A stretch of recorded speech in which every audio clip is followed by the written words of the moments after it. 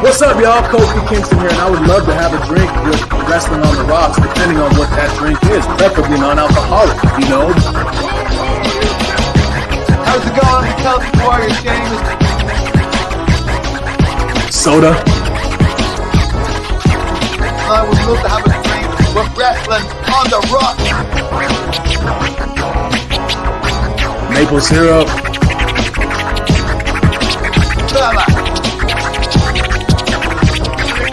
I would never have a drink with Wrestling on the Rocks. Welcome to the dive bar of the IWC. Welcome to Wrestling on the Rocks, episode 1. Again. Thank you, Marv, for another rousing introduction. Guys, this is Wrestling on the Rocks. This is episode 1 again, and with me again for his debut, episode 1. Psych, it's Bishop. It's just Bishop again. Yeah. Feels like the first time. Again.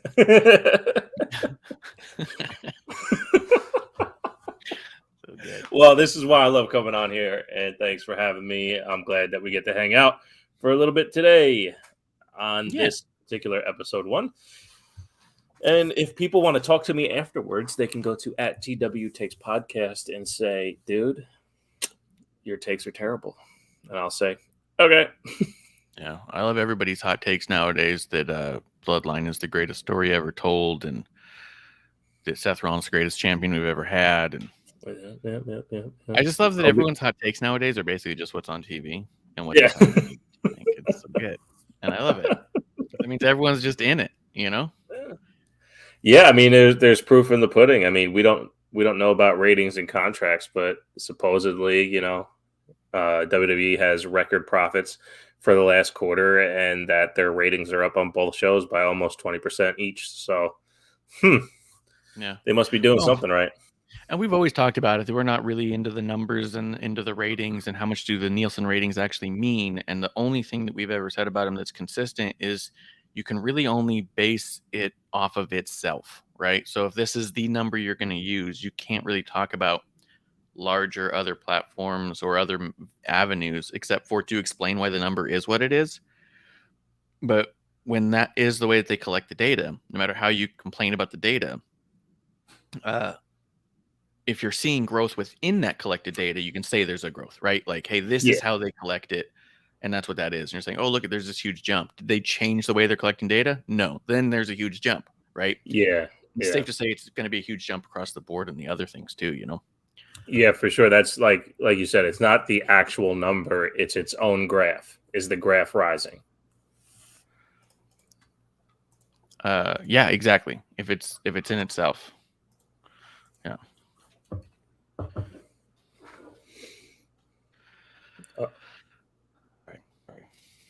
All good? All good.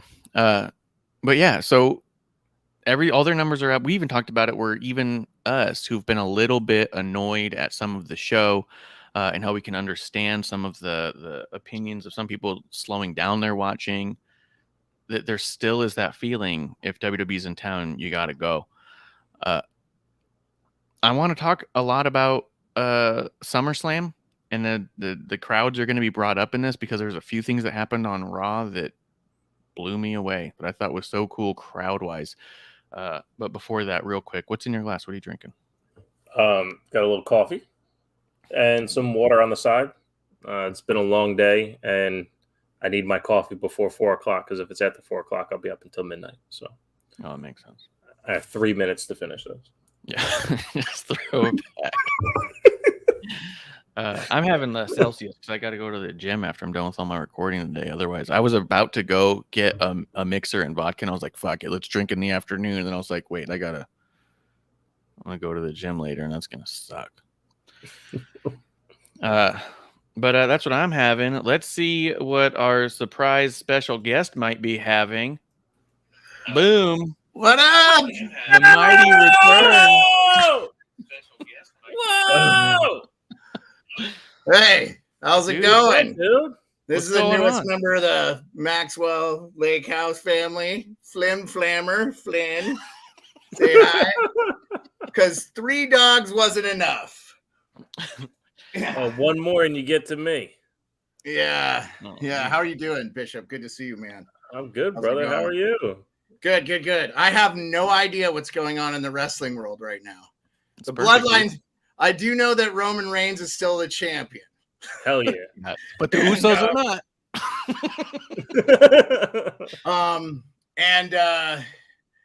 I did hear that Vince got raided by the FBI. I don't know if you guys read. Did you see that news? Yeah, I saw that. And he put out a little thing saying he's going to focus on Endeavor and this is probably going to blow over. He put out a little statement to the internal employees that came out. But did you know the specifics? I'm just curious. I read the article and I was like, there's no specifics. Oh, I'm drinking Liquid Death, by the way. Liquid Death. There you go. Just water. It's water in a can that looks like beer. So that's what I think was so funny about Liquid Death. And I found out about it. I was like, I got to try this stuff. I got to see what it is. And the more I looked up about it and my friends told me, I was like, oh, it's just canned water with like a cool label. So here's what I'll tell you. As someone who recycles, it's just so much easier to deal with the cans than plastic bottles. And because I lease my truck out, I don't have that accessibly, Yeah. So I make 2 runs to the recycling thing a year. So I'm trying to save space and we crush the cans and that's been helpful. So anyway, let's talk about wrestling. I just figured I would love to come in and talk with you too. I wanted to see how big your pregame Summerslam, because I'm going to try to watch, but summer came to Alaska finally. So I've been trying to spend as much time outside. And then as I told you, just a lot of stuff. It's been a busy summer, regardless of the fact. So how about you, Bishop? Yeah, well, we're actually we're heading out Friday to go to Detroit to go to SummerSlam. Taking the kid for his birthday. The missus is gonna do most of the babysitting while I do the drinking, and it's gonna be awesome. No, but seriously, we're taking a family trip. We're going flying into Chicago. We're driving to Canada, staying in Canada, going to Detroit, and then we're gonna go back to Chicago and watch the Yankees White Sox the Monday after SummerSlam and come on home. He turns 9 this year. It's our first family vacation. So yeah, man, life's turning around and we're heading into a new direction. Yeah, it's gonna be fucking awesome. SummerSlam is gonna be the best. Roman on top still. Gotta love it. That's very cool. Cool. That's awesome that you're going. Are you going too, Marsh? Are you going? No, there's we've had a lot of things are a lot more tied around here, but we've had a lot of these random weekend trips that we've been doing a lot. And so, we got another one of those coming up. We got to be ready for it. So I know you go to a lot of the indie shows. You're always traveling for those indie shows and stuff to California and such. How's the heat been in Arizona? Tucson probably not as bad as. Honestly, Tucson was not as bad as Vegas or Phoenix. Tucson, we've been getting a lot of storms, and it's been keeping it actually pretty manageable. So it's not. Oh, nice. Yeah, I saw it was like 114 in Phoenix. I go, isn't that normal? So we went out to Vegas for a thing, and we met up with a buddy of mine who was a liquor distributor, and we came over to his house, and we were hanging out, and he gave me 4 bottles to bring back, and I was like, this is going to be perfect. I'm going to have some on the show, and I will eventually. But 2 of the bottles had corks instead of twist tops, and they had the plastic around it. It was so hot between Vegas and Tucson that on the drive back, both corks popped out from the pressure and the steam that the booze was giving off. One bottle was tilted, so it was like not a lot left in it. And the other one was just propped so straight up that it didn't spill a drop. But that means that the Wrestling on the Rocks title has now been baptized. It's been baptized in Buffalo Trace bourbon. So, holy shit. Yeah, he just got soaked in it. But it was that hot that corks are popping out of whiskey. I know that happened. Yeah. Who would have thought should have put it in a cooler, right? I mean, well, we've driven with bottles in the back before and never had anything. No, like I know. I've turned the air on. You can't drive with the AC on, keep it cool in there. I've heard of that happening, but hey, so before we go down any roads, I did want to ask you two, because I so value your opinion on this wrestling thing. I see a lot of people talking about LA Knight, and I don't get it. Yeah. Cheers, Justin. Justin's in the chat. Yeah, Justin. Cheers in the chat. Cheers to Justin Time coming through. Oh yeah, cheers, Justin Time. Good guy. Actually, we were gonna start with LA Knight because we're the first match that we know about for SummerSlam is the Battle Royal, and the only people really know are in it has been LA Knight and the Brutes, right? Nakamura and Ciampa and I think Bronson Reed too. Yeah, a couple people. So LA Knight, have you seen some of the clips with him, Beard? Yeah. So he was. I've been trying to watch some stuff. It's just been. I mean, if it's nice, and then I went fishing, it's like hard to get caught up on everything. I have probably 6 weeks of Raw to catch up on stuff like that. But I did watch the pay-per-view Money in the Bank. I didn't watch that. Okay, what was the other one? What was the one before that? WrestleMania? No. Backlash. The one Backlash. Night of the Champions? Night of Champions. I think I missed that. See, I'm terrible. I'm back to being I'm back to being the casual. I'm back. It's all right. But I am going to try to watch SummerSlam, or at least catch the rerun of it if it's super hot here. And we were talking about it recently that we kind of feel that right now WWE is in a place where it almost feels like you can watch them filming for their video packages. Like you see certain things happening and certain camera shots getting caught that you just kind of go, oh wait, this is kind of a sloppy little segment, but it's because they need these couple shots for the video package coming. I think right now is prime time for WWE to just catch the premium live events. Like, I think you're going to have some amazing video packages, and we'll get to it. The Cody Brock one that they showed on Raw was so cool. But yeah, LA Knight. I wanted to ask you about it. We'll get to that. Let's talk LA Knight real quick. About that food. Yeah, LA Knight. I love LA Knight. And one of the complaints I've heard about him is that people say he's a little wrestling 101. He comes off a little Stone Cold, a little Rock. But I also feel like he's packaged in his. Yeah, but at the same time, to me, when I first saw him, it was in 2019. I have the poster up. 2020. My first thought was, this guy reminds me of The Rock. This guy kind of reminds me of Stone Cold. He kind of reminds me of Kurt Angle in ring if he can do what he can do. It blew me away. It felt like I was around those types of guys again, and I was like, this guy, untethered, could probably go incredibly high on this. It didn't come off to me as a knockoff. It came off almost as an inspired, I'm trying to equate it to something else. I don't know how many bands you ever listen to that remind you of a different band, but it's still very much its own, and you like them. You know what I mean? To me, that's what it comes off as. Yeah. He's clearly inspired by those guys because he's around our age. So he grew up with those guys, like. Sure. And I think that when I hear people complain too, and I'm not saying you complain about anything, I've heard people complain he's wrestling 101, pro wrestling 101. That's his character. I'm like, well, yeah, but he's the only character like that right now. There's no other character that's just a pro wrestler. Everyone's a musician or a creepy goth or an eccentric super fan or the Garganos that I'm just I'm one of you. Like nobody is just, I'm a pro wrestler here to win matches and make money. And that's what he's doing. So to me, he stands out because he is just a pro wrestler, Yeah, I don't think I've seen him wrestle enough. Yeah. Go ahead. No, you're good. You're good. That you're not going to see him wrestle enough. That's the thing. Like, there's not enough time for him to wrestle enough.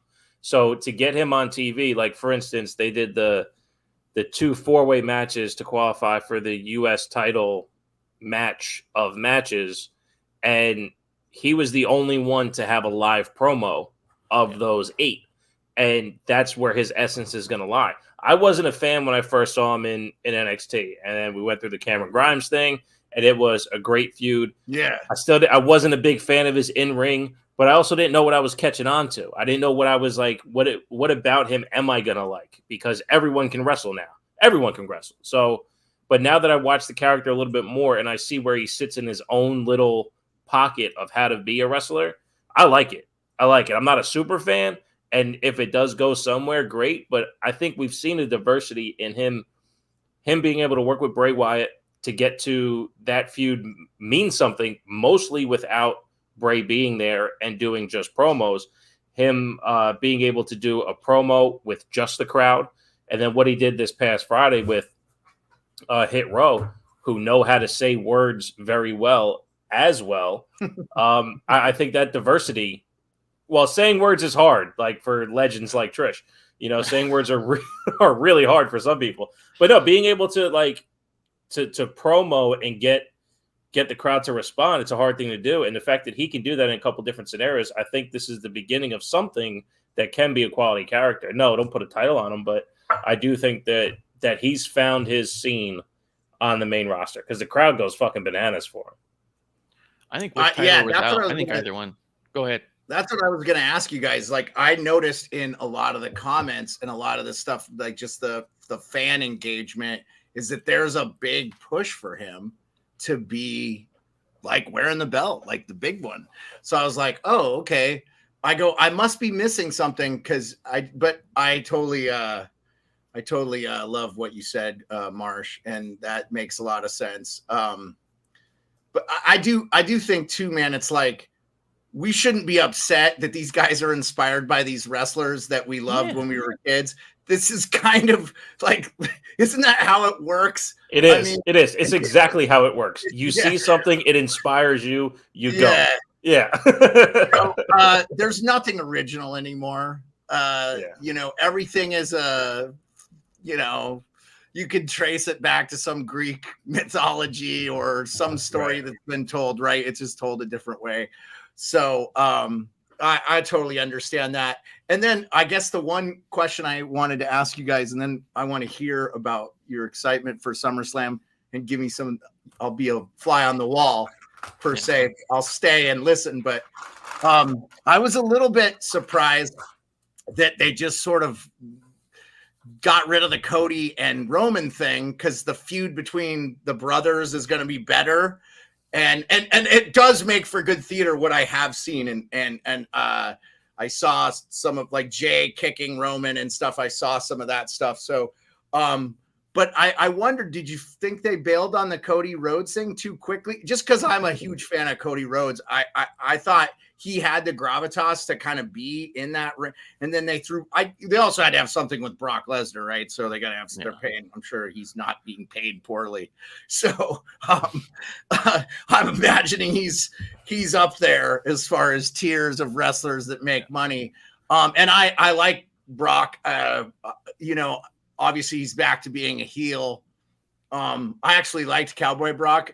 I think maybe it's anyway. Well, now he's heel Cowboy. So yeah, it's Cowboy. Yeah, and I think for the most of his career, though, correct me if I'm wrong, because again, I don't have the background you guys have as far as the devotee to the sport that you guys have, but it always feels like he's been mostly a heel anyway in Brock Lesnar. And I liked that it was a little bit, it was enjoyable, I think, for him to be a little bit of a, not necessarily a baby face, but like, whatever they were doing with him with the Cowboy Brock thing. It was more like, oh, hey, Brock Lesnar's here. He went approachable Brock. Yeah. Approachable Brock. Yeah. So anyway, I'd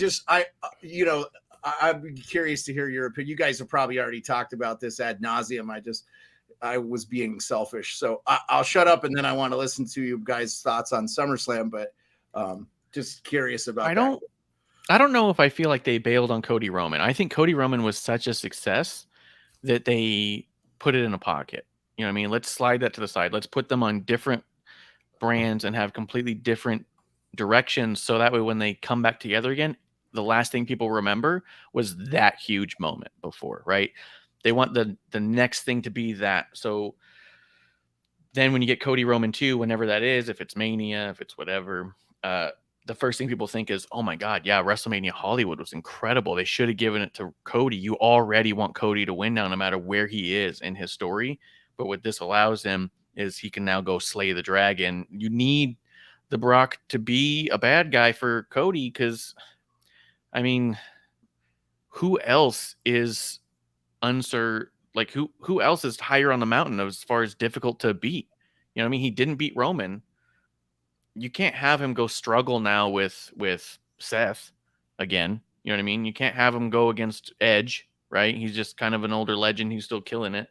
But you need something like a human dragon that would be Brock Lesnar. Like Brock Lesnar, especially a mean Brock Lesnar, is the scariest thing in the world, I think, right? Well, Cody is, because supposedly Brock is afraid of Cody. So that's true. Well, he's afraid of him because he knows that he can slay a dragon. No, I think what you said, Beard, was very intuitive. Like, it makes for better theater to have the bloodline do their thing. And I think that was my biggest concern about Cody getting the win at WrestleMania, is where would we go from here? Where it would feel like a hard reset without stakes, at least for Roman, but also, well, Cody just went undefeated and beat the best of the generation. So what is possible now? To Marsh's point, he loses to Roman, and he has to prove that he's still on that Roman level by slaying the Man-Dragon. So I do like this approach. I actually tweeted something out the other day saying I would have preferred the Brock feud going into Mania, where Cody could take some losses. So the first time he steps in with Roman, the win would be plausible and pretty much widely accepted, where the back and forth at Mania was, well, all Cody has done is just won every time. Like, he's just going to keep winning. And it wasn't in decisive ways or in Roman style ways where for a fact he can't be outmatched. So I like what you said, that the theater is bigger now. And I think that's very important, because that's why we watch, because everyone can have great matches. So what's happening with Cody has brought me closer to what Cody does and how good Cody is and things we can watch of him to invest. I do like that. I actually would like to see him lose at SummerSlam, because even his loss was a pass out to a Kimura. So other than that, though, I do like the direction they're going now. So if they build this story continually with showing Cody with vulnerability, that him winning at WrestleMania 40 wouldn't be that, out of the picture. I think you're a little backwards on Cody's Brock Lesnar win-loss thing. He won barely by a sneaky thing where his arm was tied up. Like, he did that roll Brock Lesnar onto his shoulders while he's in submission. That's one of those sneaky victories. It's kind of a victory, but kind of not. It's kind of a desperation move. And then when he lost decisively, it was a choke out. No one's ever seen a choke out in UFC and been like, I'd like to see him lose a little more definitively. He was out. He was out cold. Like, that's as definitive as it gets. He didn't but tap. he was also in a Kimura for like 4 minutes. Yeah. Well, that doesn't happen. Kimuras don't happen. Cocaine for is a 4 hell minutes. of a drug. See, it's changing the goalpost here. And this is so you actually laid out my point fantastically. Cody has been getting his ass whooped bell to bell with Brock. Yeah. And when it comes to the ring time, he is getting his ass fucking handed to him. He does have some bright spots, and he also marches like a bushwhacker, but he's getting his ass whooped. If he wins, let's say 10% of this entire feud, and it includes a clean win, it's like, well, the other 90%, he was getting his fucking ass whooped. Yeah, don't you remember Roman matches? Have you forgotten how we got here with Roman? No, Roman's the man. Babyface Roman lost 90% of the match and then would do 3 moves at the end to take the win. That was my biggest complaint about him. I was like, how is this guy always winning when he can't fight? But it built the other guys. Cody's not going to build Brock. Yeah. What do you got, Beard? I can't claim that I was a regular watcher, but the stuff that I've seen of Babyface Roman, my biggest complaint are those colored contacts. Oh, yeah. Those contacts were bad, dude. They're terrible. I'm just like, I can't stop looking at his freakishly fake-looking eyes. Yeah, it just doesn't look right. Like, I think, so as a brown when I had hair, brown-haired guy, blue eyes would look freaky on me. For someone that's known me forever, they'd be like, what the? And I just think it's because of my complexion and how I look as a person. So it just wouldn't look right, you know? And unless I like dyed my hair or whatever, but it's funny to see how popular he is now when he was sort of like that persona non grata for a long time. It goes to show you it's actually, in my opinion, easier to be a heel than it is to be a baby face. And I think that's why I tend to root for the baby faces, because I feel like that's harder to do, is to get a group of people to like you. It's easier, especially now in society. I think we're so focused on the negative and stuff. Just as a whole, in totality, I'm not talking about anything specific with the wrestling world or whatever, but it just, so I get why the heels are kind of like ruling the roost right now.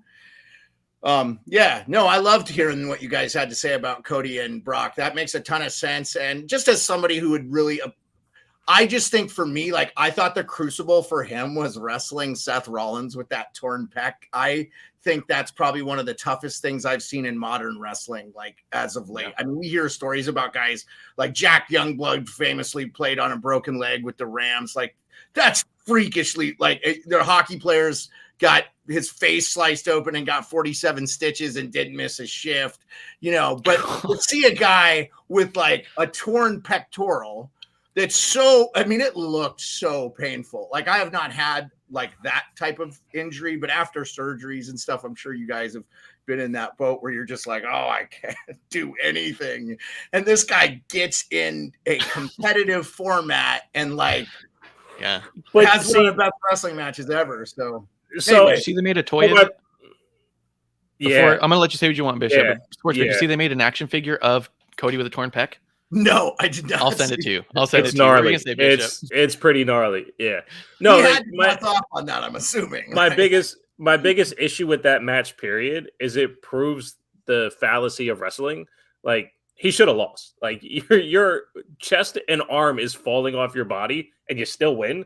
It's like, well, I guess you can write whatever the fuck you want, you know? Like, he should have lost. Like, if the one match he was gonna lose, it's the one where he doesn't have a half his chest and an arm. But nah, you can still win that fighting one. Spirit. So fighting stupid. Spirit. Yes, go down swinging. What did Mick Foley say? Even when I got pinned on 3 definitive, I would move my leg up just a little bit so you know that the life wasn't completely beat out of me. Beat Cody down. Foley lost a lot. All Cody's the time. Not used to losing. Yeah. It's so fucked. It's like, he's never gonna lose. Okay, he's never gonna lose. I get it. Cody's never gonna lose. No, it's just that Seth Rollins is that bad. He's not good enough to beat a Cody. Even the best world champion we have. Let me ask you about that too. Since you brought up Seth Rollins, now they have this other belt, right? Yeah. Because Roman has I don't know, 15 of them or whatever he's got now. He's got everything. It's got every ribbon. Okay. I still don't know if I understand the reasoning behind that, but it doesn't seem like it's made the other championships less important. So I've just had to let go of my Roman Reigns criticism, I guess, because, why wouldn't he want to do all this? They're letting him do it. So, but what did you think of that? The belt looked incredible and stuff, but like, what'd you think of that whole? And they're not branding it SmackDown Raw or whatever. It's not. I just think they still have a lot of work to do to make it really be meaningful. And it's really hard when all the champions are champs for a long time. Yeah. So it lacks parity that way. But they're at least having the champs as mainstays does help. So you know who the champ is. So when they lose it, maybe you hang with the title and you can understand who the next one is. But they need some flip-flopping going on for all four, the two women as well. I think it's a little tough. I will say right before we talk about Seth, did either of you see the Cody Rhodes special documentary? It's on Peacock. I started it. It was really good. I watched 5 minutes and I go, I can't watch this shit. Dude, fuck off, dude. You're just upset because you're gonna love him at the end. You're gonna come on here and say I cried I cried. Marsh. I think the stuff I watch, you really get the impression it means so much for him to win the title. So if you get that backstory with that documentary, and the fact that because his dad was so iconic, like I remember seeing his dad on TV a lot. Is Dusty on the Mount Rushmore? I mean, because Cody thinks he is. Well, I mean, I think to a lot of the wrestlers, he is. I think a lot of the wrestlers do think that. I don't know. I will say it depends on your Mount Rushmore, right? Because are you going to have Mount Rushmore of managers, wrestlers, characters, in ring? When you talk about like influences on the industry and what we see today, there's no doubt he's Mount Rushmore. Yeah, it's him. It's Vince. It's the what's his name in the South? Bill Watts. Bill Goldberg. Hysterical. Okay. So we'll go back when you guys watch that, and Bishop, you have to finish it. You watch it. I will. I wanted to, and even when I sat down to watch it, just Cody's hyperbole just fucking drives me nuts. Even in the commercial, it goes, and this part I'm gonna say, and I don't even want to edit out. Don't even edit out this part, dude. You're not peeling back the curtain for anyone. He's standing. He's standing in front of the curtain, both in his hands. And he's like, guys, look, I'm peeling it open. It's like, no, we peeled those open. We know what's behind the curtains. You're not. He drives me nuts. I love it. It's his own curtains, dude. Everyone's got their own curtains. They let you in as little as they want to or as much as you want to. Just because you know what's going on back there doesn't mean you know what's going on in the shower, Or Venetian blinds. Could be Venetian blinds. Could be Venetian blinds. Don't want to be. The Seth Rollins title, I think my biggest problem with it is the way it was introduced, the way they talked about it. It just became this thing. It was kind of a flat tournament that ended with Seth having it. I love Seth Rollins, and I think he's absolutely phenomenal. I don't think he's ever given anything to a title. Everything becomes about him in such a sense that it's just part of his gear. It just looks like something he's wearing. I think that he's the wrong person to make this mean something. A title's never meant anything on him. And that's a big struggle for him, I think, because he wants to be one of the greatest champions ever. He wants to be in that Roman spot. But where Roman holds up the title in such a way where you go, fuck, that guy's the champion. Seth holds it up and you go, yeah, he's got another belt. I wonder who's going to fight him next and have a good match. Like, it doesn't mean anything. Do you think they made it for him just because of all the work he does? I almost felt like, hey, here's a consolation prize. You're not involved in this bloodline thing, and we're moving Cody Rhodes on to something else. We're just going to give you this championship because you dress fancy and are awesome in ring and is incredible. That's what I think. I think that might be understating it a bit, because if not him, then who, right? And if not him, what story? And they haven't been able to tell that either. So they haven't even told his story. Well, that's what I mean. So if it's not going to be him with no story, then who else could it be with no story? Like a Rey Mysterio, I just don't think it was a lose-lose situation. And like I said, put it on LA Knight, it would have been huge. Yeah. LA Knight would have been, He could have, because think about it this way too. Seth Rollins has always been the guy who wasn't the guy. And so when you put on the title on the guy who's always been booked as the guy who's not the guy, even when he was the top champion, he was second to Triple H in the story. Triple H was running the show with him as the champion, right? Right. If they had put it on LA Knight, which I know is like crazy, he would have given credibility to, this is exactly why I'm here, to win championships.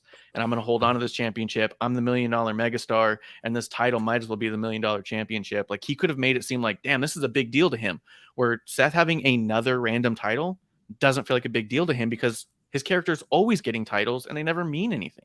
It's just another title on him. He's just a belt collector in that way, to where I think that him driving for it was really in character, but another part of his character that just doesn't click. It's just like, okay, so you have another title. If it's not this one, it's the IC. If it's not that IC, it's the US. So if Finn was to win at SummerSlam and the story about the 7 years would be completed, does that add more value to this title and make it mean more things? Yeah. Absolutely. I think right here, Finn has to win this one because Seth having another belt means nothing. Finn getting his belt back means a lot. Yeah. Is he going to come out as the demon? I don't think so, but I think it'd be good if he did, because their match at SummerSlam that year was Demon against Seth. Yeah. I think what I would like about it is that they haven't teased it. Yes. If he does it without teasing it, I think it would be incredible. Yeah, that would be cool as hell. That's such a cool makeup too. Like, I just, as a movie fan and a guy who likes theatrics and stuff like that, I so love that get up, especially if he wears like the dread thing or whatever, you know. And sorry, go ahead. No, go ahead. I was just gonna say, I'm assuming that he's still part of that faction with Judgment Day. The Judgment Day, and they haven't resolved Dominic and Rey Mysterio stuff really, other than Ray's bad father or whatever. My favorite is Michael Cole's just like absolute joy every time Dominic gets any amount of comeuppance. It's like, he's like, good, you freaking brat. You know, it's like, he's just so over the top. It does sound like, too, I did see Cole on McAfee, which was, I guess, about a month ago now, because McAfee just came back after like a 3-week hiatus. But it does sound like he is nearing the end of his WWE career and that he's not going to do much more. I think honestly, if it wasn't for McAfee, that conversation might have happened a year ago. I think sitting with McAfee made him go, I could do this for a long more time. But I think now that McAfee's out again, he's back to going like, I don't know, this is kind of same old again. I think McAfee actually was a big part of why we have Michael Cole now still. Yeah, and I don't think he's coming back to commentary anytime soon. He's starting up with ESPN in the fall, and he's going to be on their platform, which he's going to, assumingly, going to dedicate the most amount of his energy to. And for him to do any type of commentary before that deal is up, it just seems pretty much impossible, at least the way he talks about how he schedules things, which really, really sucks for us as wrestling fans. But real quick, what I was going to say about the Fiend before we, or not the Fiend, the Demon. Yeah. Before we get too far away. When I first saw it on like a promo commercial before I even watched Finn wrestle, I go, this is fucking stupid. It's like the dumbest thing I've ever seen. This guy's got body paint to look like a Venus flytrap on his chest. It's the dumbest fucking thing in the world. I watched the entrance and watched him wrestle, and I go, this guy's fucking incredible. This is the greatest thing I've ever seen. And that's all it takes. That's all it takes. So I would love it. I would love it for it to happen, and it would give Finn something I think he would need, which is the regaining of the Fiend, Jesus Christ, the Demon as a viable entity, because it's lost twice in a row now. Mm-hmm. And if he wins as the Demon, he's going to get fan support like no other. I think the crowd would go fucking bananas for a Demon win on Saturday. Yeah. Well, it looks like they're going to push that Judgment Day, right? Like they're all kind of, like I saw Damian Priest won at something, and Money in Bank. Yeah. So they're, and they're Dom won the North American title on NXT. He's having really good matches that night. Did you see the triple threat match from Great American Bash? It's fucking incredible. Wesley, Mustafa Ali, and Dominic for the North American title. It was amazing. It was so good. I can believe that. But they say Judgment Day runs WWE. That's what they say. And every place they're on, they're not missing. They're not messing up. They don't look stupid. They don't look foolish like Damage Control did. It's working. It's working. Yeah. To be like 2 years into this, it's fucking working. It's really weird. Do you think it's modern D-Generation X? It kind of feels that way a little bit with especially with Rhea? Yeah, she reminds me of like just with her presence of like a China type where she could beat anybody on the roster, male or female. Like she's not going to be afraid. She's an incredible wrestler, like too. She's awesome. Oh yeah. But like, I just was curious if you guys got that parallel where it's like, oh, this could be like the beginnings of like a D-Generation X thing or whatever. I guess they don't have the, like the catch thing. The irreverences. They don't have like irreverence to them or the childish nature of DX. But I do think what you're saying, I think the parallels are there for sure. Yeah, I think it's a little bit of a mix of them and Nation of Domination. I think they're a little bit more brute, a little bit more serious than, they clown around, but they do it within their darkness, if you will. So it's not too comically out of character the way DX was, where they would talk shit on you, look like fools and still win. These guys are they're more about themselves and their essence, and I think it's coming off really well. Yeah, I did think the Finn Balor promo, this last one in the ring where the crowd was singing, reminded me of what you and I talked about, Bishop, where I was all like, it's safer to keep him in the back because the crowd thinks it's funny to sing that song. And it actually was hurting that promo a lot. And he was getting frustrated, and you could see it. He was trying to do his thing, and the crowd just like, wouldn't it be great to sing Seth's song? And I was like, it just takes away from it. Yeah, something I forgot to mention when Beard talked about LA Knight before, how the crowd's getting behind them. They have, the crowd has this misconception since Daniel Bryan that they make the decisions, that they get to choose what happens. And like you said, last time on episode 1, that Finn promo of the video, or him and Seth in the back where the song's not being sung, you get so much more intensity. You get so much more of a real fight vibe. We'll talk about that later with Ronda. Like, you get this more impactful thing when the crowd just shuts the fuck up and lets it happen. Yes, it's incredibly helpful for guys like LA Knight, incredibly helpful when you have Dominic, who is supplanting himself as a heel, where the crowd thinks that they're the ones stopping him from talking. It's helpful when they do what WWE needs them to do. But when they do what they want, it really fucks things up. Yeah, and actually makes part of it not as enjoyable to even just watch from my own standpoint. Like, I'm trying to see the story, and I'm like, shut the fuck up already. But the crowd's hot, dude. Let's talk real quick about Logan Paul and Ricochet. Is Ricochet getting this reaction strictly because Logan Paul's so hated? Because I feel like Ricochet has had a really good chance to actually show off here, and I feel like that he's actually getting over. The crowd was hot for him. I think it's the first time the crowd is leaning in with their ear. You know what I mean? Like, they want to hear what Ricochet has to say, because he's not that good on the mic. He's getting better. He still messes up every once in a while, but they want to hear what he has to say. And it's playing well because Logan Paul knows exactly where he needs to be. He knows exactly how to be a dick, and it's working. Yeah, I think it's a mix. He's amazing. I'm a fan of Logan Paul. Like, I like athletically, and he definitely knows how to be a heel. I just think with like what you were saying about Ricochet not being great on the microphone, but he's so good in ring, right? You just can't help not to root for him, right? So I think that helps his cause too. And it doesn't hurt that he's going up against like one of the Paul brothers. They're not liked.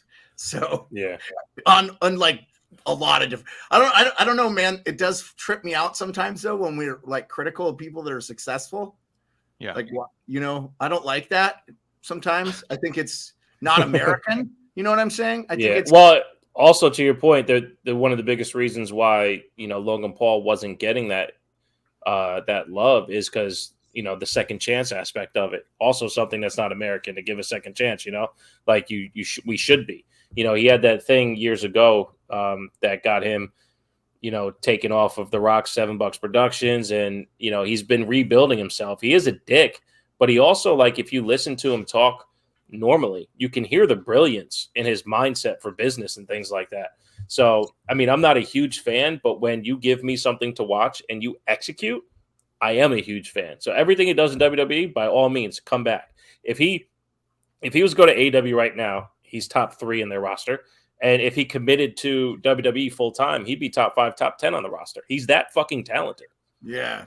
I think he's doing boxing and stuff too, though. He actually has I know his brother does too, but I think he actually has a fight or 2 scheduled, or they're in the works or something. I know his brother's fighting Nate Diaz. Nate Diaz, Nate Diaz, Saturday. And Jake Paul I did think that he turned Nate Diaz into a babyface.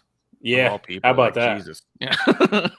How about that? Very fair. That's very fair. I actually think, though, the Diaz brothers, being a UFC guy, like I watched the one this weekend, the Diaz brothers are actually liked by a lot of people for whatever reason.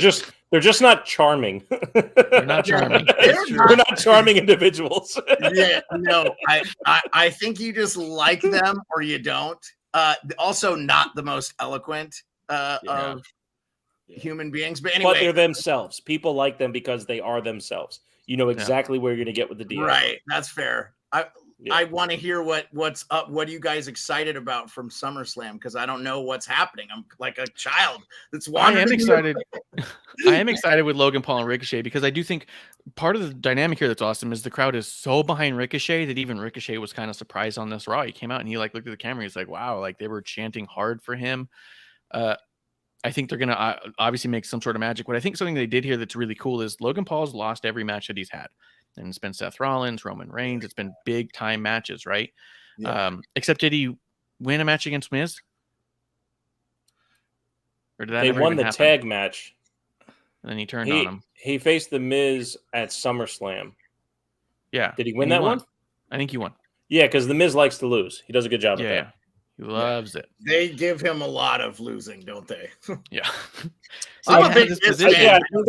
I think that's how he got the match with Roman, is that they won the tag match. He beat Miz, so he was undefeated and able to talk shit. So it worked. Yeah. So I know some people were talking about putting Logan Paul with Ricochet as kind of like a step down from the main event scene, effectively. But what I think is really cool that they've done here is that they've created this great babyface in Ricochet, and they've told this story in a couple weeks' time, where it really feels like they gave Logan Paul this match to get the win, and you were okay with that going into it.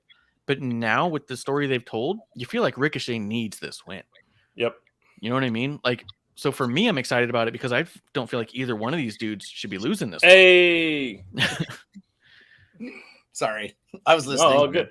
No, I agree with you. And they took the moment that happened at Royal Rumble and they built it.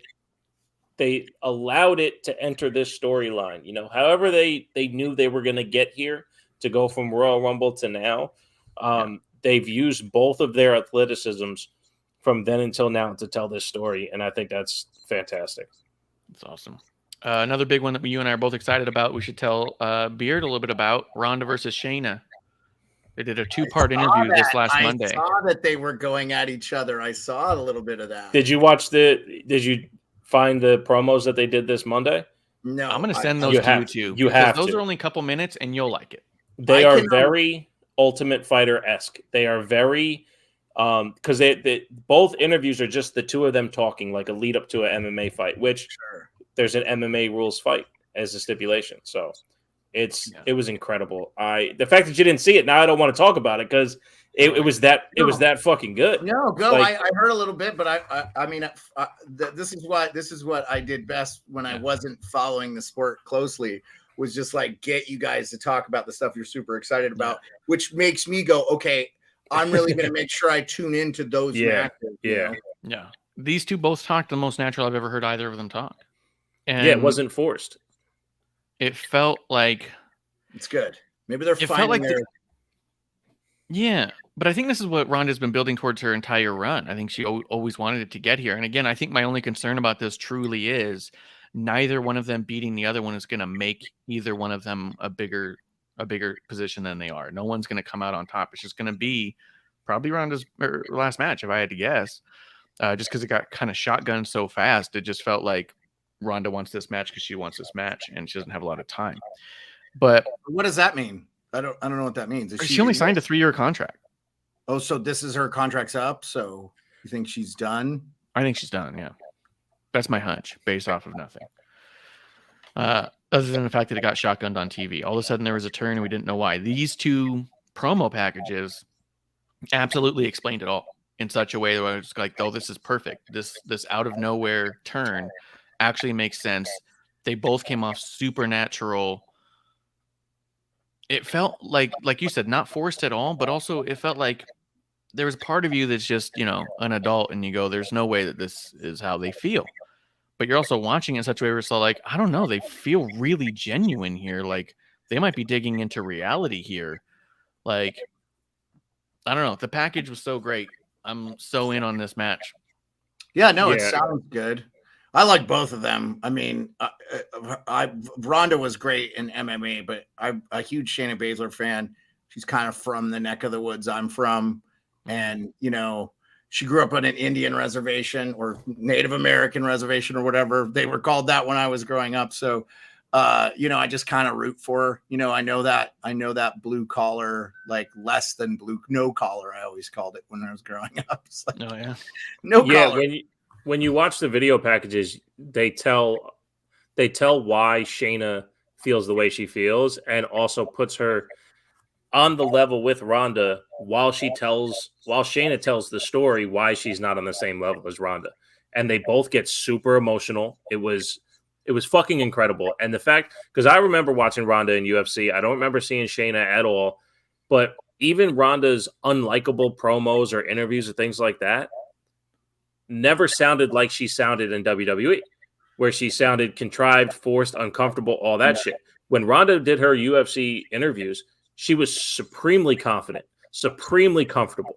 I mean, she did the ESPN The Body issue where she was, body painted naked with a bathing suit. Like, she's always been incredibly confident in herself, except in WWE. She has zero confidence. And this was the first promo where I was like, holy fuck, Ronda's back. We have Ronda back now. And if they get to keep themselves in this isolated scenario where they basically what they're going to do is they're going to spar without tapping each other out until it's the time to tap each other out. It's going to be fucking amazing. I remember when Ronda first came in and Shayna was in NXT, they showed training videos of them rolling around together and how the wife, sorry, and how they would do shit like that, how they would roll around and they would spar and oh shit, she got the best of me. Oh shit, she got the best of me. It's fucking awesome. Yeah, there's a lot of potential for this to really steal the show. I could not be more happy to see a Ronda match. Mm-hmm. And imagine saying that fucking 2 months ago. Yeah. So do you feel a sense of almost sadness, though? Because now you feel like Ronda's kind of gotten to this level and you think she's going to be gone. So we're going to have this great performance from her and Shayna, and then you're going to probably see Ronda go the way of the dinosaur? I think that it's going to be one of the major fuck-ups of the WWE fan base, that they're going to have never accepted her until she left. I think she's going to be one of the ones who will pop up once every couple years in a Rumble or something, and the fans will go absolutely ballistic because they're going to actually miss her after this. Yeah, I think before they're driving her out. If this is her last match, then she's going to go out the way she came in. And I revert back to regular sports in the NFL. Emmitt Smith, as a rookie, rushed for 937 yards, and as a last season with a different team, rushed for 937 yards. And he goes, I left this league just as good as when I entered it. It's all about perspective, right? Like, did I have higher highs? Did I have lower lows? Yeah, but I was just as good my last day as I was my first day. And Ronda's going to be able to do that. She's going to be able to leave on top the way she entered, because her first match at WrestleMania was fucking awesome. It's been the best match she's had, and it's been supposedly all down since. And if she gets to leave on her best match, then fuck it. She deserves it, because she did put the work in. Regardless of what anyone has to say about shit, how it was executed, she put the fucking work in. She didn't have to. She didn't have to sign a full-time contract to show up on Raw as much as she did. Have the pay-per-view matches that she did. She put the fucking work in. And the fact that she wasn't respected just for that is crazy. So if she gets to go out on top, I'd be happy for her. And she was doing the non-televised stuff. Yeah. Yeah, she was on the road. Kiro says he wants to come on one of my shows. Like I haven't invited him on a dozen shows, dude. Like that's a you problem, man. Cheers. You know, since they're using StreamYard now, you can actually shoot the link, but you can put it in the chat and you can put people on. But I will say this as a, because that's the platform I use too. I will say though, I don't know that it works in Twitch. So I think that's the caveat. If you're watching on a gaming system, I'm assuming you have to have a camera. He says he doesn't have a quality mic. Yeah, he says he doesn't have a mic or camera. So I mean, that's what I'm saying, dude. I don't know how you could be on the show then, buddy. That's what he's fucking saying. That's what I'm saying, dude. That's a him problem. Let's see. One of the matches that I want to kind of run past as fast as possible: Gunther versus McIntyre. I just want Gunther to win. Come on, you don't like McIntyre, man. Come on. Raw doesn't like him. He hasn't been on TV. He showed up like twice since he's been back. He's not even part of the build anymore. So why do you think they're doing this match then? Is it just get something it over with? Because Gunther is really good. He's great. And Drew's not bad. He just does things. He's still an asshole. Who's being portrayed as a good guy, but he's just a smartass and an asshole. So he's still completely misbooked. And a lot of his moves, I think, are way too loose. There's a lot of times where like when he does the German suplex thing, he's not even touching the guy. Like to a point where you don't believe that he's throwing the guy. Right. He puts his hands like on their hips and goes like that, and they jump backwards, and you go, give me the chance to make me think that you forced him over your head. Like I called that out 2 years ago. I can't. I hate the way he wrestles. He does a kip up every chance he gets. Real quick tangent. I went on to a buddy show, Wrestling with the Truth, at WTT Pod. But I did In Your House 6 for him, and that's the one where Shawn Michaels came back after getting his ass beat by the Marines, and they did this incredible promo package to get you to buy into, the disheveled Shawn Michaels. Shawn Michaels comes out and he dances around so much before he gets in the rings. I'm like, fuck this guy. I don't want it. The presentation and the actions aren't meeting up. Yeah, it's a big disconnect. If you're gonna be this guy presented, then you need to be that guy in the ring too. But all the swag and stuff that he puts on it reminds me so much of Dean Ambrose, where it's like, I'm just gonna roll my shoulders around and I'll look how cool I am, and now I'm gonna get my ass beat, and then I might win, I might not win. I don't know. McIntyre's character just never made sense. It just doesn't click right. But I do think he's really skilled, and I think that he probably should be there. But it's one of those things where it's like, I want it to connect. I want what you say to match what you do. And I want you to wrestle in a way that I'm bought in and not have to feel like the other person's got to carry your weight. Cause I think he's capable. Like Charlotte. I think he's super capable. He's just not presented the right way. Like, why are you a good guy but an asshole? Cause like he was in the tag match and he was pinning a guy lazily, just kind of leaned back on him and then waved at his partner while they were counting to 3. And I was like, what a cocky asshole move to do. And you want me to cheer for you that you won? Like that is dancing before you get to the end zone. You know what I mean? Like that's a dick fumbling move. The ball at the 1 yard line. Yeah, right. In the fumbling the ball at the one. You know all about that. Being a Chargers fan, they have a lot of success. Yeah. All those Super Bowls. I know cocky assholes. I'm a Chargers fan. No, I don't. No. I don't mean it that way. Dude, Phillips is a cocky asshole. Oh, I also love him. You mean Phillip Rivers? Yes, Phillip Rivers. Yeah, that guy. He retired like 3 years ago. Yeah. You guys just paid your young on the Colts. Yeah, he retired, but that was like that run. He was such a dick all the time. He doesn't. I don't swear. Wearing his bolo ties. Yeah, he doesn't swear though. He never swore. He's super religious man. He also has 11 children. I was gonna say he swore to the Lord that he wouldn't pull out. He's got all the kids in the world. That is an accurate statement. That is an accurate statement. The kid they got now, I don't know. I know you don't watch, Marsh. I know you can't watch. He's impressive. Pretty good. Yeah. This Justin Herbert kid played at Oregon. Pretty good. He just got like 162 million guaranteed too, so they think he's pretty good too. So he better come through. Yeah, I would argue, like, as a guy who follows the NFL, he's not been the reason they've lost. I'll just say that. Okay. It's been some bad coaching decisions and stuff like that. But anyway, back to SummerSlam. So you guys, so far, Logan Paul, Logan Paul, Ricochet, you said. Ronda and Shayna. What other cool things are you guys I am excited for Cody Brock, but we already talked about that. Yep. I am excited to see the crowd's reaction to LA Knight just because I love the reaction they give him. And what's he doing for the He's in the Battle Royal. Okay, and that's for what's that going to do? Who fuck nothing probably. They'll probably give him a trophy that's shaped like genitals. Well, they've done that before.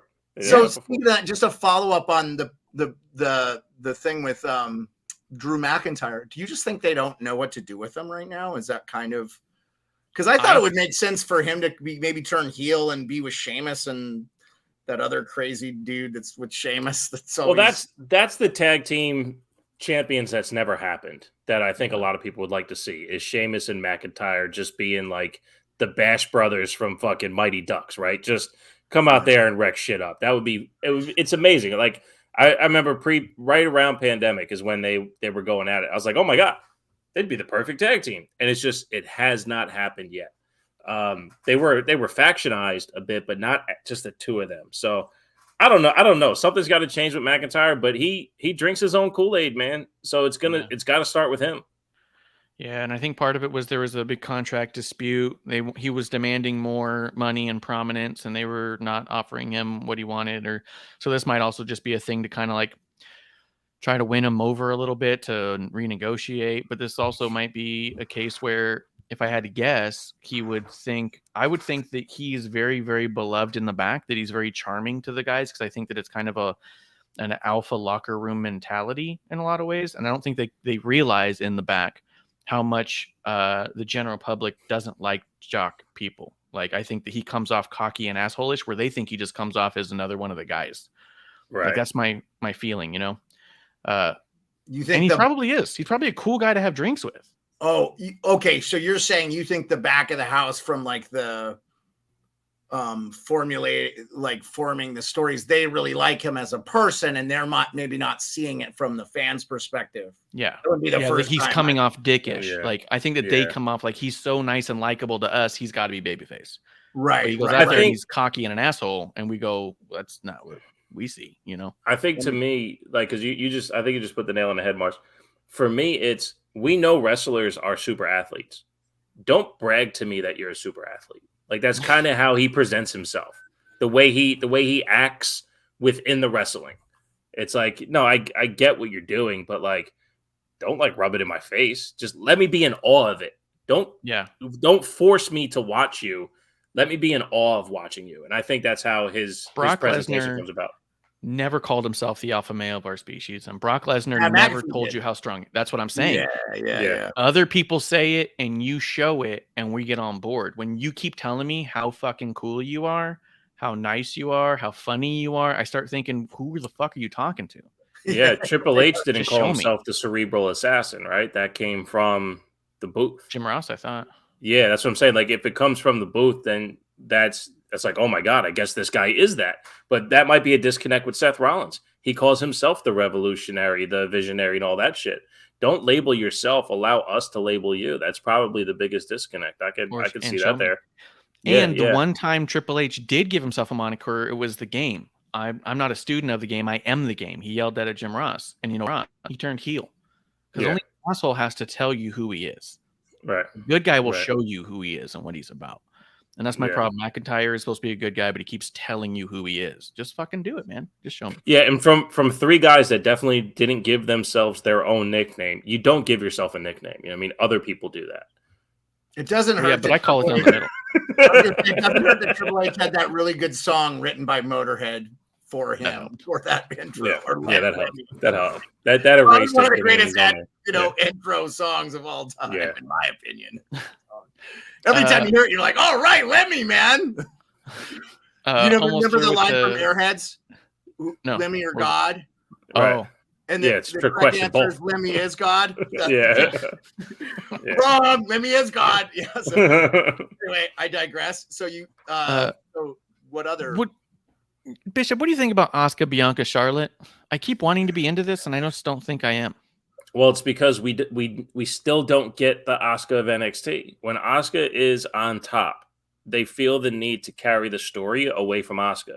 So there's nothing to invest about. Like Asuka has become this background character with her essence, which is cool. Her essence right now is awesome. I love it. I'm into it. She's very cerebral, for lack of a better term. But there's even the tension with Io. So if this is going to get us to Bianca Charlotte away from the title, I'm okay with that.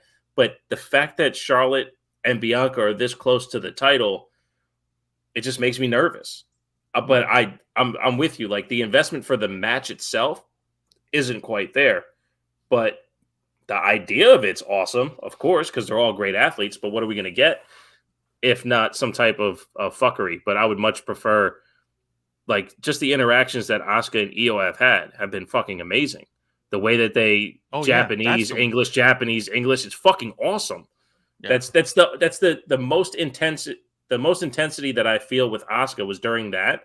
I get no intensity with the three of them who are scheduled for the match. Yeah, and I think they're mistelling the Charlotte story altogether. They're still pretending she's a babyface while she's being an asshole. They don't tell the story why she's trying so hard to keep Io from cashing in, which we talked about 2 weeks ago on episode 1. Tell the story that Charlotte doesn't know if she can beat Io. Tell the story that she doesn't know that she's been in one triple threat with Io and lost. That she has a losing record against Bayley. And so Io with a Bayley coach has to be terrifying for a Charlotte who's competitive, right? So I'm saying that she needs to come across with a story where she thinks that only way she's going to be able to win is if she can win with champion's advantage. That she can't win without the advantage already, being able to get counted out or disqualified. But they're not telling that story. They're trying to pretend she's a good guy. They're trying to show this weird side with Bianca, which is fine, but it still plays with Charlotte. And again, Asuka's not involved, like you said. So to me, I'm more interested in Io and Bayley's position in this. And I just don't think Charlotte needs to be involved in it at all. I just don't. And you can't be a good guy and bulletproof, right? Yeah. Like you're both. You have no emotion, you have no vulnerability, and that was the Cody problem I had. It's always been a disconnect with Charlotte. Whether or not she says she's good or bad or what have you, she's not relatable. And to your point, it's right there for the telling. This stuff did actually happen. She has a terrible record against Bayley. She lost that triple threat match at In Your House with Rhea and Io. Like, yeah, show us that you're scared. Show us that you're nervous. Tell us, not show us, tell us that you're nervous. Look, if I just got to be honest, this happened, that happened, and it gives me pause. Even if you don't want to say nervous, even if you don't want to show complete vulnerability, show something that says, hey, I'm not super confident when it comes to this. And she just doesn't do that. The fact that they don't make Charlotte relatable in any way, shape, or form is crazy. And that walkover fucking clothesline, get out of here. No. Get out of here. It's ugh. No. It lacks fluidity. It's as if Hangman would do the same thing, the slingshot fucking clothesline right after Logan Paul did, like in the same match. It's like, why would you even try? Just you got to do what actually looks good, and it's bad. Yeah, she's disconnect. Let's see the main event, and then I have 2 things I want to talk about with you guys before we go. But the main event, Jey Uso versus Roman Reigns. I mean, this is going to be sick, one way or the other. Who wins? It's not about wins and losses when it comes to the bloodline. It never has been. It never has been. It's such an emotional roller coaster. That's what this match is going to be. This all started because of wins and losses. The whole thing, acknowledging the tribal chief, was through loss. Jey had to lose to create the bloodline. Jimmy never had to lose because Jey already did. It's all about sacrifices and stuff. And sacrifice. It's about the loss happens to be the sacrifice. But in this match, it's the beating that's the sacrifice. That's what's going to happen. Roman didn't beat Jey. Jey had to give up because he was beating on Jimmy. And Jey also pinned Roman to get this to begin with, because the wins and losses matter in here, because it all means so much, and it's a delicate balance for Roman because he has to hold on to that title, you know? Who's going to win is not what matters. Yes, that's what I'm saying. I don't Absolutely think matters. There's 2 different stories here. All right, then Roman's going to win. There you go. If Roman wins, that's one story. We don't talk about anyone. No, Roman's going to win. If Jey wins, it's an entirely different direction the story goes. So that's what it matters. That's why it matters. Roman's going to win. Who wins? Roman. If Roman wins, then what? You get to see you start over. How Jay has to succumb from his thought process. No, he's just out of the bloodline. I think that if Jay loses, Roman and Paul are their own entity on SmackDown, and the Usos go to Raw. I think it's just that simple. That's the end of the bloodline story if Jay loses. And then so what if Jay wins? Then I think that Roman still has a lot of issues with Jay, and I think that I think you get more story moving forward as far as like more bloodline getting involved, Jimmy coming back. Maybe you see Afa and Sika at some point. Maybe Rikishi does pop in because you have more story now about the delicate balance of Tribal Chief. Look, I'm Tribal Chief, I won, but you don't understand what's on your table now. You don't understand what you got yourself into. Believe me, you don't want this, right? If Roman wins, then it's just same old, and then what's the point of Jay continuing to be at home, you know? You could sort of do some of that stuff with the Jay loss, but not as well, I don't think. But that's what I was saying, though, that in the match, they can build to a Jay loss that doesn't excommunicate him from the bloodline. No, he's out. All right. If he goes back, he looks like an idiot. But he can't win. But he can win. He can't win. Why not? Because you're not going to carry... You're not going to carry the legacy of what this story has told by Jay winning. You absolutely could, because Roman would still be heavily involved in trying to get that legacy back on his shoulder, telling Jay he's in over his head, and then showing Jay's maybe in over his head. You can continue the idea that the importance of Roman as Tribal Chief actually was more so than it is, where if he just keeps carrying on as he carries on, Jay would look like an absolute idiot to go back to Roman. You can't continue that. Well, no, because it's family. It's family, and family will always take family back. I mean, unless you're, it's family. No, unless you're an idiot. But okay, so real quick, Beard, I get what you're saying, and Beard, I'll let you go because I lost it. Yeah, Beard didn't say anything. What you were? I got what you were saying, Mars, and I was gonna hit you back, but then I saw Beard throw the finger up like he was gonna jump in, so I'm like, I'm kind of. My question is, like, to me, Roman won a lot of his matches because of Jay and Jimmy interceding. Oh, yeah. So I feel like that is a big part of the thing. And without their help, he doesn't have this title run. That I think that's why part of me is like, you can't really compare this to the greatest run because like he hasn't really done it on his own. I'm not making fun of him or whatever. I don't think that takes away from what he's accomplished there. I will say I probably had a little bit of Roman Reigns fatigue, and it helped me kind of by just being busy and doing other things and not being able to stay on top of it, where I'm like, oh, okay, I see. But I hear what both of you are saying. I just wonder, like, do they want to continue that storyline? I think if Roman wins, that storyline goes away, right? Or by all practical sense of the word, it sounds like Marsh believes that's what will happen.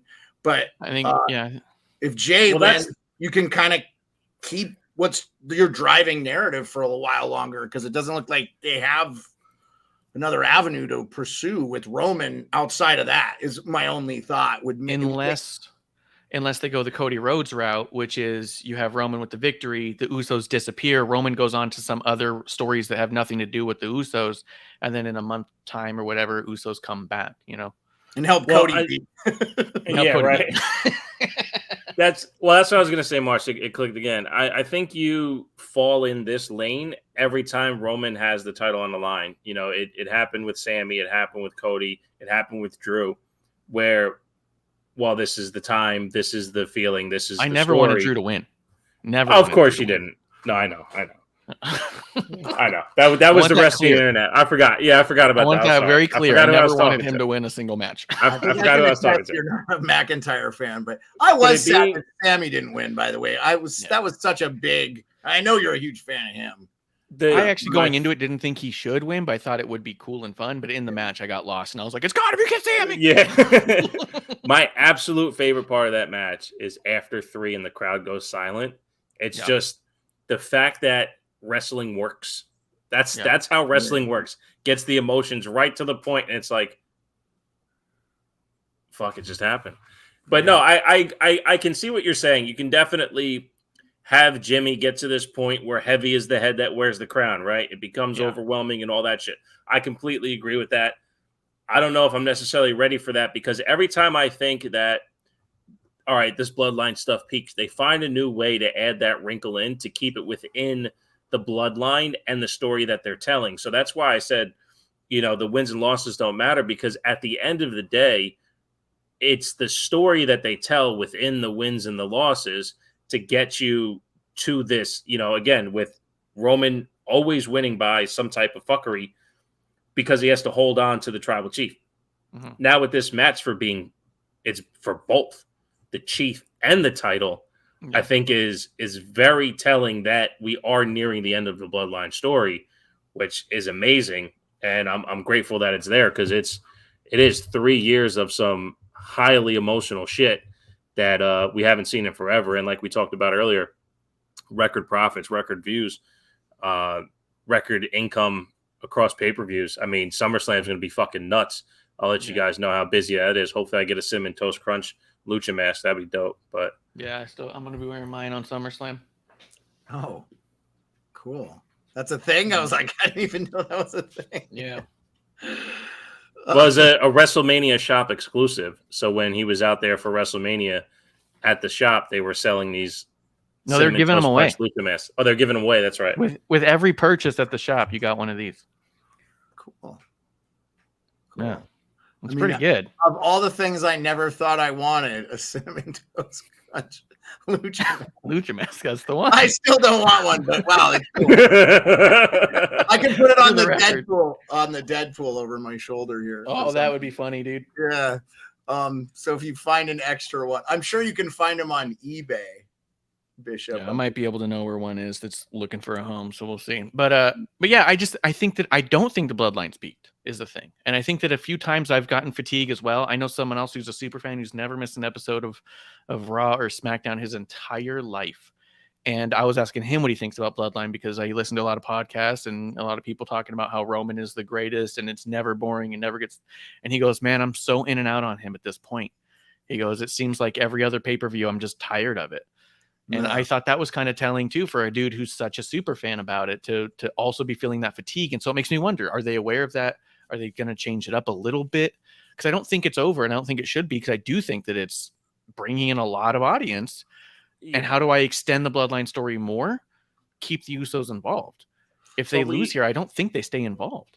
Yeah. We'll see, because they twist and turn however they feel, and they hook you right back in. Even with the fatigue, they always come back around to get you to be invested. So, and I think we got to be mindful of the era that we're in too.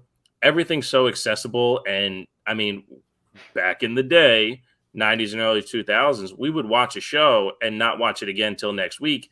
Meanwhile, we're watching a show. While we're watching the show, we're watching clips on Twitter. And then the next day we're checking more clips on Twitter, and then we're doing podcasts about it. Then we're listening to podcasts about it. And we're probably taking in 24 hours of one show throughout the entire week instead of just the 2 hours. So, I get it too. Like, some of it has worn on me, but every time it does, they have some type of promo package or some type of in-ring segment where I go, fuck, they're good at this. Yeah, this is good. Justin Time is saying some of his ridiculous nonsense again.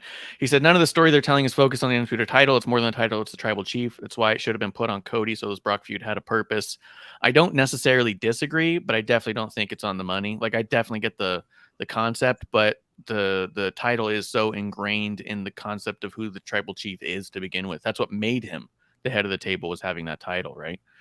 I do want to know, there's two things, Bishop, people were complaining that we could have had 2 more women's matches on this. They pulled Becky and Trish. They seemingly pulled Rhea and Raquel. Is it just me, or are they maybe running stories with people who aren't cleared to wrestle and then running it to the end of the day or last second and then saying, oh shit, well, we can't do it now? Yeah, I mean, they told the story on TV, right? They just didn't tell you that they're not allowed to wrestle, right? Like they did with Raquel. They Adam Pearce goes right up to her and says, hey, the second you're cleared, you get your match. Cool. Yeah. And, with Trish, they're telling the story back and forth. And again, Adam Pearce just goes, well, in blah, blah, blah date, you'll be wrestling. So they give us the match just because whether it's a premium live event or not. I mean, look at the card. There's 8 scheduled matches. So I'm not saying that they shouldn't be on there, but we have this history, right? What was the WrestleMania Orlando? where they had a 7-woman match or whatever it was. The entrances all took longer than the actual match. So like, if you're going to force it on there for the sake of having it on there, then you're not going to get a quality match. So, I mean, you know, and we love women's wrestling around here. So I have no problem seeing it on a pay-per-view, but I want to see it in its best ability to relate it to me. So that's how I take it. I mean, and look at and it's not a knock on it at all, but look at AEW when they finally had Jamie Hayter versus Tony Storm. Jamie Hayter was injured, so they just rushed it in a 30-second squash that left a lot of people really disappointed. And it was a match I was really looking forward to. Those are probably the 2 best women wrestlers they have on their roster, so it should have been great. But when you rush something because of injury, the fans lose. So I kind of agree with that too. The last thing I want to know about, I mean, and you can say whatever you want here, Beard, but I do want to hear from you, Beard. Pat McAfee moving to ESPN. I've been wanting to ask you about it. What's your take on it? What do you think about it? Well, is this going to change anything, or how do you feel?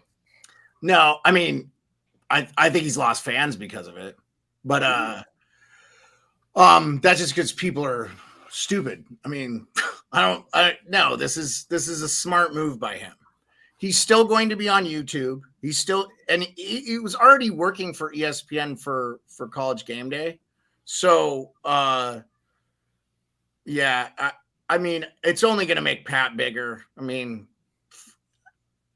you know, I don't know if you're familiar with what happened with Pat as far as he got sued by Brett Favre for defamation, and then they resolved it because lawyers cost a lot of money.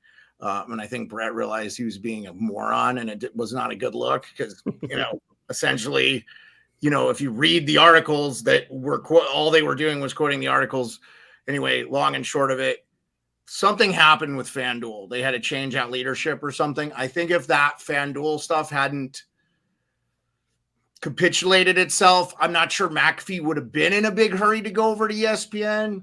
But I think the money, the fact that he talked to Bob Iger, I mean, he's kind of becoming, I mean, dude, I've talked to the guy.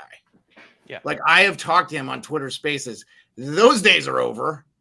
Like, he's not doing that. I mean, now he's a dad too. I think having a kid, I think a lot of things, Bishop, you can attest to that because you do have one where I don't. I know Ref Marsh doesn't, unless, you know, Ref Marsh got any surprises? I don't know. Do you don't have a kid, right? Okay. So, but like, I just think that your priorities change. And look, the one thing that I love that McAfee said about this is, look, if you watch his show, he shows a little bit of him meeting with the ABC, Disney Group, whatever, like saying, hey, you know, he said he would have felt like guilty if he didn't try the traditional television thing. So he's going to be on ESPN. I don't know if they're going to have him on radio. It sounds like they're all right with a little bit of swearing because ESPN did really well with the Jordan documentary, the 30 for 30 with Jordan. Yeah. And there was a lot of swearing in that. And I think a lot of people were like, yeah, well, okay. I just think people rather have the truth and have it kind of be authentic. And the one thing I'll say about Pat is he always feels authentic. For me, and I don't know about you guys, because everybody takes what they take from each individual. I love Pat because most part, he's really positive. Not, this doesn't include everybody on his show, but he's really positive, and I just like his energy. It's a good get me going. Now, for me, it's on at 8 a.m., so it's like a morning show. But for half the damn country, it's like a noon show anyway. So I think they're going to do well. I think he's going to bring eyes. I think he was really – I never watched College Game Day. I'm not even that big of a college football fan, and I didn't miss College Game Day when he was on there just because – just kind of the energy he brings, you know? And so this year I watched the national championship in the which was a horrible game, but the semifinal game with Georgia and Ohio State, he was on the sidelines. It's really good. So I think all in all, it's probably the best move he could make. He's going to get a crap ton of money. It's going to allow him to continue on. I wouldn't say he's done with WWE, but as long as he's involved with College Game Day, I think he had said this, that Triple H was like, yeah, man, we don't want you trying to do SmackDown. And I think if he did Raw, if he was on Raw, it would not have been an issue. But because they get there Friday evenings to do the college game days. They have the pre-production, all that, and then they have their Saturday morning thing. Okay. So he's already there on set. So I just think SmackDown's an impossibility. If he ever comes back to the WWE, I think it's in his current capacity. It will have to be, it would have to be Monday Night Raw. I think the reason we won't see that is Pat's brand is football. And Monday Night Football is the number one show on Monday nights, just like Sunday Night Football, blah, blah, blah, whatever. So I think it'll be tough to see him back in the WWE for the foreseeable future. Except for these little one-offs at the special events, which have been fun. I think he'll keep doing those. Yeah. As a commentator on the regular, I agree with you, Beard. I actually think I came to the same conclusion last season when he joined Game Day. I was like, man, can they move him to Raw? Like, that'd be awesome. But that's us as selfish fans. And I agree with a lot of what you said too. I listen to him every day, download the podcast, or I listen to it the next day. And he said as much when it came to the negotiations with ESPN that the essence of his show is impossible to change because he's too stupid to change. His personality is too ingrained in him to change. The only thing he did was, and he offered it up. He didn't agree to it, but he offered up, maybe we won't say fuck anymore. You know, like all that other stuff is fine. Or as much. Yeah, like it'll come out, but it's also allowed to because it's ESPN, it's cable, it's not covered by the FCC. FCC only covers over the air. So it covers all natural radio dials that are in cars, and it covers all broadcast channels like Fox and ABC, but it doesn't cover ESPN or USA or anything like that. USA could say fuck all they want, but I'm they don't. surprised they don't do it more, Bishop, to be honest with you, because I think, like look at HBO and those shows that like The Wire and all those, like the shows that came out a long time ago where people are like, these are authentic. And I think if it comes out authentic, if it's just you're swearing to swear, you're just dropping F-bombs, I think it loses its luster. But if it's authentic, and I think like and I didn't mean to cut you off there. I'm just saying, you're good. With McAfee, no one's ever going to accuse him of not being authentic. Yeah. He's the Yenzer, he's a hardworking dude too. I mean, I think that I was surprised on the backlash, and I got destroyed by people on Twitter backing him. I was like, oh, God forbid we celebrate a guy who gets successful in America. I don't get it. Like, I was like, and he actually responded to me, was like, appreciate you. And I just said I would be, for the brand till I die type thing. Cause I will be, because of how he gets my day going. It's super important. I had the same thing with Dan Patrick, which Dan's still on, he's just on super early now, and I still try to catch his show when I'm doing that too. It's like, I've made a career out of listening to sports talk radio. It got me through my military career and stuff. So, am I sad as a wrestling guy that we won't see him there? Yeah, it sucks because he was so good at it, but he's really good at the sports stuff too. And I'd rather have him in some capacity than none. Yeah. So, if he does one-off things with his good buddy, The Miz, don't have a problem with it, That's cool too. I'm glad you were able to explain it to me some, because one thing I've noticed about Pat McAfee is he keeps getting these massive deals, and before the year is up, he's got a new one. And I'm like, how's this motherfucker get out of every contract? You know what I mean? No, I think he would have tried to do 100%. I think he would have tried to finish up with WWE, but I think Paul Levesque said no. I think he said it's too much for you, dude, because from what I understand, not just them. FanDuel was a huge one. Wasn't Bleacher Report a huge contract he had with them before FanDuel? And then now the ESPN. I'm just saying, like, he goes from big contract to big contract in short order. It's just impressive and incredible. And so when I heard about the ESPN, I was like, he's done it again. I think the FanDuel one is over. Yeah. That they kind of like worked out I don't want to say a settlement, but like he's not involved with them. They've been off his graphics for a while, and all that kind of correlated with the Brett Favre thing. I don't want to go down this rabbit hole. Yeah. I can talk about it ad nauseum because I'm interested in why they thought it was good for their brand to back away from him. I mean, look, I like Kay Adams and all, and she's on there, but he never was going to be a part of the FanDuel TV because he will not compromise what he believes it works for his show. Those guys have been with them kind of since the get, and they're just there. It's the way it is. I'll just say this too. I think, I truly believe that he would have tried to continue with WWE if Triple H wouldn't have said, no, man, you just can't. It's too much. I think they were very honored that he got Game Day, but he was also caught. Like, he was not making money off the WWE. They paid him a salary, but he private jetted it. I mean, it was costing him quite a bit to get. Yeah, I think he did say he basically broke even. Yeah, he was. Yeah, I think his salary with WWE was probably covering his jet costs. Yeah. And I think that's another part of it that won't really be discussed because one, I think he'll always be revered by WWE fans, and he loves that thing. Like, he always wanted to be a WWE wrestler. I truly believe if all this ESPN stuff, if all the sports stuff wasn't working out the way it is for him, I think he would definitely still be involved with WWE in a large capacity. But, I'd say, I'm getting this sort of thing where it's like, be thankful you had it and not that it's gone type thing. So I'm kind of happy that we had it and I was a part of it and you guys were a part. Everybody was big on it. It makes the pencil I have even more of a prized possession. I've got one of Pat's pencils from SmackDown. That's awesome. When I was at, I wouldn't. But this is the pencil that in the July 2nd episode of SmackDown before Money in the Bank last year, he took this pencil at the end of the show and he threw it at Corbin before their match. And right as he flung it at Corbin, when he got up and left, Kevlar was with me, and Kev went over to one of the guys with a headset on and said, "Can you grab me that pencil?" And the guy went, "Oh, sure." Grabbed it, handed it to Kev, and Kev was like, "Here, happy birthday." And I was like, looked at it, and I looked over there, and I was like, "Holy shit, is this Pat's pencil?" And he's all like, "Yeah." And I was like, "Oh my God." I was like, "Look for bite marks or something." Like, DNA, we're gonna clone him so we can have two. We can do both. now we got two Pats. The closest I ever got to that same coolness, I went to a Tenacious D show, and they threw out their guitar picks, and a security guard bends down to pick it up, but he was standing in front of me. So his ears were facing a different direction. And I was like, "Excuse me, can I?" And this other lady put her hand out and he gave it right to her. I was like, I was that close to a Tenacious D pick. It wasn't the pick of destiny, but it was a guitar pick. It would have been way cooler than the pick I got given by a famous musician.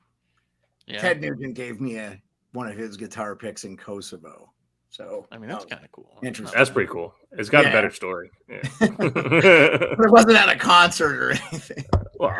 So it was me and this other warrant officer went to go to the helicopter pad where they were landing, and we ended up walking Ted back to his room. It was kind of surreal. I was just like, "Oh, this is odd." It was like also like the day after my 27th birthday. It was kind of a weird coincidence.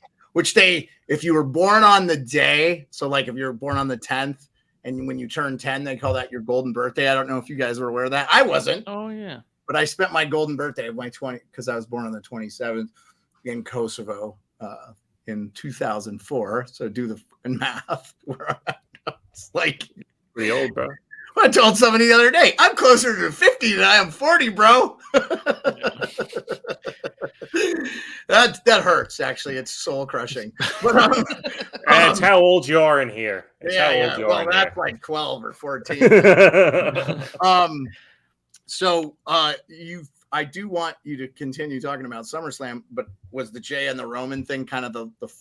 That was kind of the final thing on there. You had 2 points. You had 2 points. And you didn't get to your second one. No, those were McAfee and the women's matches. In the women's matches, although Justin Time did say Becky and Trish has been awful at this point. No concern if it's on SummerSlam or as long as they wrap it up. And that's how I feel about it. I feel like Becky's got to get through this and on to the next thing, because this is dragging. It's dragging bad. It's unfortunate. It doesn't need to be that way when you have one of the absolute best being anchored by people looking for a little shine back, It does. It is sort of. I thought it was cool. I didn't know Trish was going to come back for this extended run. Good for her. I think I saw the match with her and Becky, and it was a 3-1, right? And Lita, right? Lita, bless you. Yeah. Bless you again. So, but I have a tough time, and mainly because my main man Bishop here, thinking anything Becky Lynch does is awful, because she's so good. She's not. Yeah, she's amazing. It's just that she's being sandbagged. Yeah. You can't do anything about your opponent. Sometimes it is what it is. Oh, I wanted to ask you too, a real follow-up question, and it involves damage control. I read somewhere, did Bailey get injured or something, and so she's not wrestling? Okay. She tweaked her knee. I heard it was the same one she'd had surgery on or something too. It felt like that. So it sounds like. Oh, sorry. I don't think it's like a severe re-injury, but it was like tweaked, and she's in a knee brace, and I think they're playing it slow so it doesn't become something. So she's still on TV and doing stuff, but she's not getting involved. It's all about EO, which is kind of actually good. It's actually helping, I think, the story of damage control being a little bit more of a unit. Yeah. Because it seemed like they were gearing up towards a full breakup. But then Dakota got injured, and it brought them back a little bit together. Now with Bailey on the shelf, you got to kind of keep her there.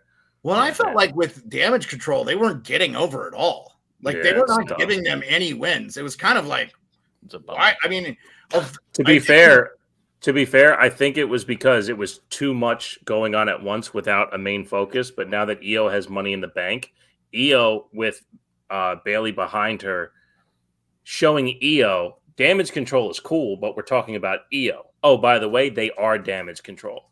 You know what I mean? So if they can kind of build themselves towards how Judgment Day looks by the time Dakota comes back, there's a chance that there could be some real solid stuff. So now with the focus being on just EO, it actually could build damage control back up into something. But I completely agree with you. They were floundering. Yeah. I wonder too, and I know Marsha's a huge Bailey fan, but she strikes me as one of those people that would be just like a great manager too. Like she's so good on she could do everything. Paul Heyman type character as long as she wants to be involved in wrestling. And it also feels like, because when I came back and watched, she wasn't around, but I'd seen some of the old stuff. I know Marsha's a big fan of her. And she's in the intro, right, for your show. So that's usually an indicator you like the guy. Well, she's also Macho Man level great at wrestling. So there's that too. So I agree with you. She could Paul Heyman it. She could Bobby to brain it on. I would love to hear her and Michael Cole on commentary for an extended period of time. Yeah, that'd be great. You almost need. I mean, that was the one thing that with the reprieve with Cole and McAfee, because McAfee didn't play the heel role, obviously, where you kind of have with the guy he's with now. It's sort of back to that old formulaic Jerry the King Lawler with JR, where King is, other than when it comes to women and bras and panties, he's gonna take kind of the heel side. It's so bad to go back and listen to. It's really bad. Yeah. Not just content verbiage, but even the style in which it's done. It doesn't age well. No. They definitely be getting canceled now for sure. They are not the greatest duo of all time. I heard he's not doing real well, actually. I've heard that the King is doing really, he's had some health problems as of late and stuff. So I hope it gets better, because I know, catches us all, right? So, but cool. I really appreciate you letting me drop on. Zero prep for Marsh. I was like, 11:38. This is a weird time for him to be starting. Let me see if he wants a guest. And absolutely. I wanted to wait to see who he had. If it was somebody I knew, because you've had a bunch of people that I don't know. Which I was like, I'm not gonna interject, but I was like, I have to come on with Bishop and tell him how right he is. Yeah, right. No, it was a great virtual hug, man. It was great to see you. Yeah, good. I'm glad you're doing well. Well, I was really happy that you asked for the link too, because believe it or not, almost at least 3 times a week, I keep going, today I'm going to call Sports Beard and just see how he's doing. I keep thinking I'm going to do it, and then I get wrapped up in shit, and I just don't do it because I'm dumb. But you come up in my mind an awful lot, and I always want to check in on you and see how you're doing. And I'm always thinking about you. So the fact that you just said, hey, shoot me a link, that's an easy yes every time. Oh, cool. Yeah. Well, you kept me in the intro and stuff. I'm honored, man. I do have some things going on that we can talk about after the show. I'll tell you guys if you want to know. It's not involving wrestling, unfortunately. But I'll still try to make an appearance from time to time, just so we can talk about this stuff that we so enjoy it. I think that's the most important thing, is the fellowship with friends and just chat and stuff. So to answer your question, Marsh, I'm doing well. Life is good. I married a grade A human being. So that makes it easy, right? Hey, give yourself the opportunity to watch SummerSlam this weekend. I think you'll really enjoy the show. Yeah. If you got to fish, you got to fish. But after fishing... No. The fishing is done. The lake's dry. We sold them. We're done. No. I don't fish out my own lake. They stock the lake here. It's just trout. I don't fish for that. I mean, it's farmed trout. Like, I go to where the real men fish, the Copper River, and every year someone dies. That's like 2 guys died this last time I was there, so it's very dangerous. I go with a guide, and I can't. Trout sounds good to me. Trout sounds pretty good delicious. to me. Backyard trout, trout or death. I think I'll take the trout. So you have an open invite. Marsh has been here. He's been in the house, so he knows. It's amazing. But I don't know if we cooked salmon for you, but we should have. Bishop, you have an open invite to, if you ever come to Alaska, you got a free place to stay on your car to drive. Dude, it's a lake house. I just sat in his backyard having cigars, staring at the lake while he was out there boarding with his dogs. It was amazing, dude. I loved every second of just watching him go back and forth on the lake with all the dogs on his board with him. It was so cool. Now it's 4, so that's if anyone can handle the 4th. But guys, I do need to wrap this one up. We do need to do the last call. I do got another show coming up here in a second. Oh, real quick. Good Cop, Bad Cop coming through. Was looking for Liverpool versus Bayern Munich highlights, but saw you guys were on, so it'll be my alternative commentary as I watch.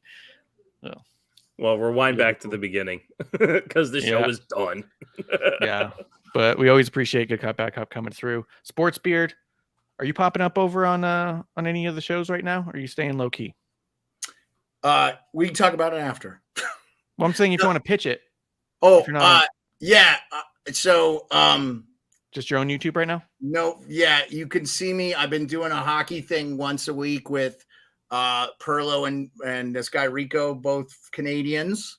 And that has amalgamized into Fans for Sports Network hiring to do their NHL national podcast, which we'll do in this sort of formulaic YouTube format, talking about NHL on a regular during the season. In the summer, we'll take a little bit of a break, but we'll probably put something out once a week type thing. So that all, I just signed this week with them. So we'll see. I don't think I'm going to make any money doing it, but it's going to be fun. And that's what it's all about. So hell yeah. And Bishop, people can find you. Yeah, at TWB Takes Podcast on Twitter. I've been popping up on a couple friend shows. My buddy Mr. Chaos has a new show called The Heat Check at The Heat Check Pod, I believe. I was just on Wrestling with the Truth for 2 episodes. I don't think the second one dropped yet, but I did some. Oh no, they both did. Anyway, it's at WTT Pod. My show will be back. It got pushed. It's looking like December, but that's okay. I will be back. I love my show. I love you guys for listening to the show. At twtakes.podcast.com is where you catch all the shit that's about me. Other than that, at TW Takes Podcast, if you want me on your show, just reach out. Oh, yeah. And then I am at Ref Marsh on Twitter, at MarshRef on Threads and Instagram. But also you can find me at youtube.com/Pro Wrestling Spotlight with John Arezzi every week.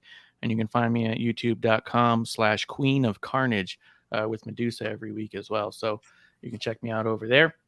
And that's my Venmo down there if you just want to send tips. Willis sent me some tips a couple weeks ago, bought me a drink for my birthday. It was great. So cheers, guys. Thank you for coming through and being our drinking buddies today, guys. We'll be back in the dive bar probably tomorrow night for a brand new episode 1. That's Last Call. Cheers. Hey, producer lady here. Thanks for tuning in. Continue to support us or buy us a drink by following and putting the I in subscribe on Twitch. Or subscribe and review our podcast on Apple Podcasts or wherever you listen to us. Cheers.